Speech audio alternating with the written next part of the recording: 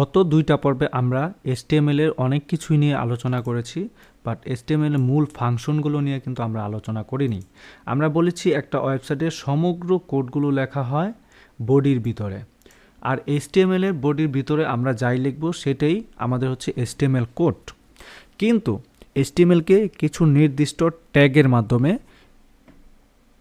পরিচয় করায় দিতে হবে।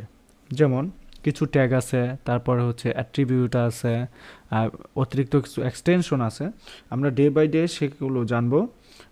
তো আজকে আমরা কী শিখব সেটা যদি একটু এক্সপ্লেন করি, সেটা হচ্ছে আমরা শিখব HTML এর হেডিং ট্যাগ নিয়ে আলোচনা করব। তো হেডিং ট্যাগগুলো হচ্ছে শিরোনাম। আমরা যদি কোনো ওয়েবসাইটের দিকে তাকাই বা কোনো ওয়েবসাইটে যদি যাই, যেমন ডেইলি স্টারে গেলাম, ডেইলি স্টার তো একটা পত্রিকা, dailystar.net যাই, যাওয়ার পর দেখো এই যে একটা নিউজ, এই নিউজের যে মোটা মোটা লেখাগুলা এটা একটা হেডিং। তারপরে প্রত্যেকটাই হচ্ছে হেডিং, এই যেগুলো হচ্ছে হেডিং। আমরা যদি এটাতে ক্লিক করি অথবা যে কোনো একটাতে ক্লিক করি, ওয়ার্ড কাপ এডিটরে ক্লিক করলাম, দেখো এই যে লেখাটা, এই লেখাটা হচ্ছে একটা এই লেখাটা হচ্ছে একটা হেডিং। এই হেডিংটা হেডিং 1 দিয়ে তৈরি করা হয়েছে। আর নিচে যা থাকে এগুলো অন্যান্য হেডিং থাকে বা প্যারাগ্রাফ থাকে, এগুলো আমরা আস্তে তো জানবই ধীরে ধীরে। তো এই হেডিং অপশনগুলো কিভাবে, এটা হেডিং না হেডিং কিনা সেটা আমরা কিভাবে একটু করব। আমরা যদি যাই ইন্সপেক্টে না গিয়ে আমরা এটার ভিউ পেজ সোর্সে যাই, তাহলে হেডিং দেখি কি আছে। আমরা এখানে কন্ট্রোল F দিয়ে যদি এখানে H1 লিখি, H1 দেখো H1 দিয়ে বা হেডিং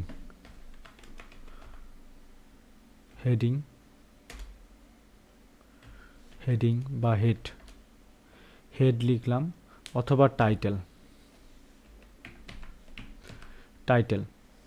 অথবা আমরা টাইটেল লিখলাম। দেখো টাইটেল লেখার পরে এই যে একটা লেখা, a world cup like no other Daily Star, এটা, বাট এটা হচ্ছে টাইটেল। হ্যাঁ, তো টাইটেল কিন্তু কয়েকটা আছে, আমরা যদি খেয়াল করি তাহলে দেখো এখানেও টাইটেল আছে, টাইটেল আমাদের জেনুইন যে টাইটেলটা এটা খুঁজে আমরা বের করবই। ওকে, তারপর তোমাদের দেখাচ্ছি। দেখো 53 নম্বর টাইটেল, এই যে টাইটেল, দেখো টাইটেল এটা আছে। ওকে, দেন প্রত্যেকটা টাইটেল H1, তারা H1 দিছে বা অনেকে দেয়, বাট H1টা হচ্ছে মোস্ট ইম্পর্টেন্ট, দিতে হবে। তো এখন আমরা যদি আমাদের কাজটাকে করি তাহলে দেখো কি হয়। এখানে তো আমরা শুধু আইটি মাসুদ লিখছি, রাইট? তো আইটি মাসুদটা আমরা শুধু না দিয়ে আমরা এখানে H1 দিয়ে লিখব। H1 দিয়ে যখন আমরা ট্যাব দিব, তাহলে দেখো দেন এখানে লিখলাম, পেস্ট করলাম, দেখো এই লেখাটা অনেক বড় হয়ে গেল। এখন আমরা যদি ভিউ পেজ সোর্সে যাই, তাহলে আমরা দেখব H1 এর ভিতরে এই লেখাটা আছে। এটা কিন্তু শুধু লেখাটা না, এটা কিন্তু একটা ইউনিক স্টাইল হলো। অ্যাকচুয়ালি HTML কোড লিখতে হলে, যে কোনো কোড লিখতে হলে অবশ্যই আমাদেরকে কিছু নির্দিষ্ট ক্লু দিয়ে দিতে হবে। ওকে, তো পরের ধাপটা যদি আমরা দেখি এটা হচ্ছে H2 লেখার পরে আমরা লিখলাম আইটি মাসুদ। অ্যাকচুয়ালি আমরা দেখব এটার কম্পেয়ারটা কি। এরকম H3 আছে, তারপর আছে তোমার H4। ওকে, এইভাবে H6 পর্যন্ত আছে। আমরা প্রত্যেকটাই দেখব আমাদের অ্যাকচুয়ালি কি লাগে ওয়েবসাইটে কাজ করতে হইলে। এই যে এখানে হচ্ছে 6টা হেডিং।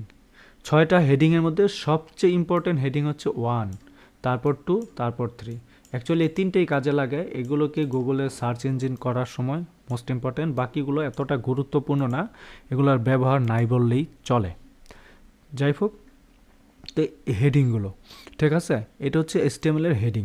যে কোনো ওয়েবসাইটকে একটা সৌন্দর্যের মধ্যে দাঁড় করাতে হলে এই হেডিংটা আমাদেরকে দিয়ে দিতে হবে। ঠিক আছে, তো হেডিংয়ের আরও অনেক কিছু আছে, আমরা এগুলো জানবো। এগুলো হচ্ছে CSS এর কাজ। আমরা তো আগেই বলছি জাস্ট লেখার কাজগুলো হচ্ছে HTML, এবং এটাকে সাজানো গোছানোর কাজ হচ্ছে সিএসএস এর কাজ। তো আমরা এখন সাজাচ্ছিও না, গোছাচ্ছিও না, আমরা স্টেপ বাই স্টেপ লিখতেছি। তো লেখার মাধ্যমেই আমরা দেখতেছি এটা হচ্ছে এরকম। তো যাই হোক, আমাদের মোটামুটি HTML এর ভিতরে আমরা হেডিংয়ের পার্টটা বুঝলাম কি। তারপর আমরা পরবর্তীতে জেনে যাব হেডিং ট্যাগের প্যারাগ্রাফটা কি। তো আমরা প্যারাগ্রাফ নেক্সটে শিখে ফেলবো।